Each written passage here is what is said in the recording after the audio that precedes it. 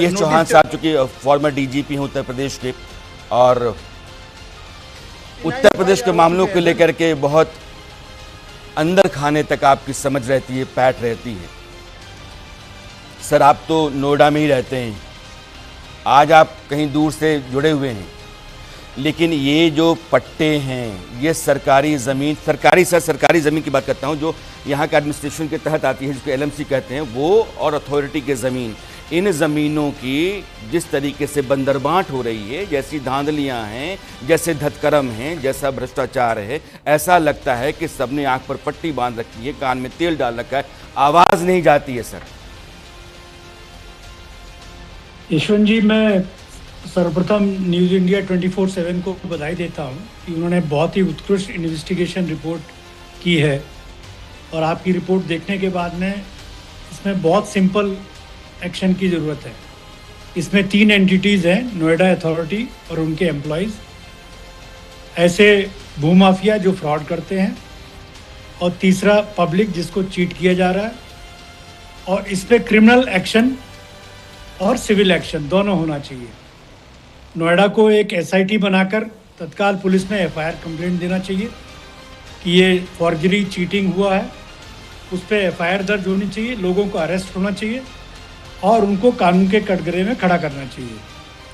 और जहाँ पर इलीगल बिल्डिंग्स आई हैं, नोएडा अथॉरिटी को ये पावर है कि वो छोटी सुनवाई करके एक मौका दे के इस पर तुरंत इसको डिक्लेयर करें कि ये अवैध निर्माण है और इस अवैध निर्माण को गिराया जाना चाहिए।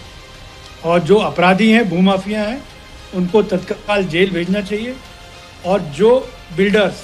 जिन्होंने पब्लिक के साथ चीटिंग किया है, उन पब्लिक के लोगों को, सिटीजन्स को फाइनेंशियल कॉम्पेंसेशन देने के लिए बाध्य करना चाहिए। इतनी एक्शन की आवश्यकता है, और मुझे पूरा विश्वास है कि आपकी रिपोर्ट आने के बाद में नोएडा अथॉरिटी के अधिकारी इसी तरह का एक्शन लेंगे। जो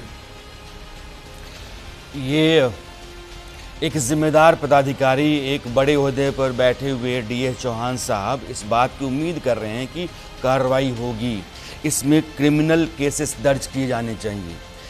एक ही संस्थान जिसका मैं जिक्र कर रहा हूँ, जिसको मैं लैंड माफिया कह रहा हूँ, महर्षि संस्थान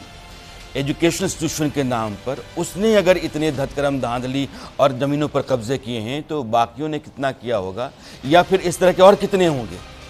सवाल ये है,